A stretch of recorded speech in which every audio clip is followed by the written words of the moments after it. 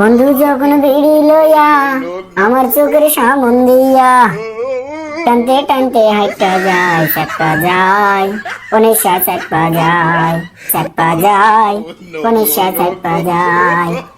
আরে দোস্ত, তোর নাকি চাকরি যা যায় অবস্থা, তুই কামা ফিরাজ গাড়ি নিয়ে আছিস, ব্যাপারটা কি?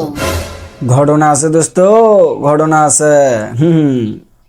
যখনই শুনলাম বস আমাকে চাকরির থেকে বার করে দেওয়ার প্ল্যান করতেছে, সাত সাত একবারে একবারে দামি গাড়ির হেডলাইটটা দিলাম একবারে ভাঙ্গি।